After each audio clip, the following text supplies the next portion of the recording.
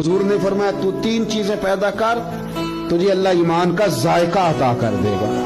जायका ईमान यानी मोमिन होने का भी मजा, मुसलमान होने का भी मजा, जायका मिलेगा। वो क्या?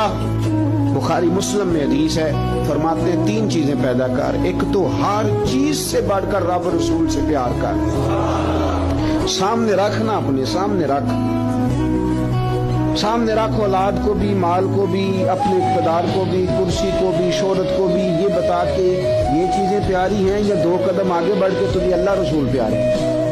हम तो तजर्बा नहीं करते, लेकिन हजरत उमर घर से तजर्बा करके आए। उन्होंने आके कहा या रसूल अल्लाह सल्लल्लाहु अलैहि वसल्लम, मुझे हर चीज से बढ़कर आप प्यारे हैं, पर मुझे जान ज्यादा प्यारी है आपसे। क्योंकि वो सच बोलते थे ना, सच्चे लोग, दयानतदार, साफ का। या रसूल अल्लाह सल्लल्लाहु अलैहि वसल्लम, मैं सवाली बन के आया हूँ हुजूर, ये मुझे जान आपसे ज्यादा प्यारी है। तो हुजूर ने सीने पे हाथ मारा, पर मैं अभी ईमान मुकम्मल नहीं हुआ। फौरन हजरत उमर बोले का या रसूल अल्लाह हुक्म करें, बात बदल गई है, अब आप मुझे मेरी जान से भी ज्यादा प्यारे होगा। फरमाया अब ईमान मुकम्मल हो गया। एक तो हुजूर ने फरमाया कि हर चीज से बढ़कर रब रसूल से प्यार करो, और दूसरा नबी पाक ने फरमाया जिससे भी प्यार करो अल्लाह रसूल के लिए ही करो।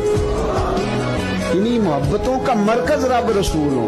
ये सियासी वाबस्तगियां, मुंह रखने के लिए ताल्लुकात, जरूरत पड़ी तो बंदा काम आ जाएगा, चूंकि मेरी मजबूरी है, चूंकि मुझे जरूरत है, ये बीच में से निकाल दो।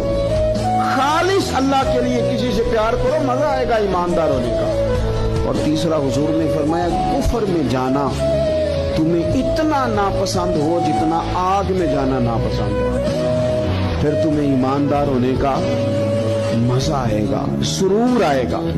और जब ईमानदार होने का सुरूर आएगा, फिर इंशाअल्लाह नमाज पढ़ने का भी आएगा, फिर कुरान पढ़ने का भी आएगा, फिर सुन्नत पर अमल का भी आएगा, खिदमत दीन का भी आएगा।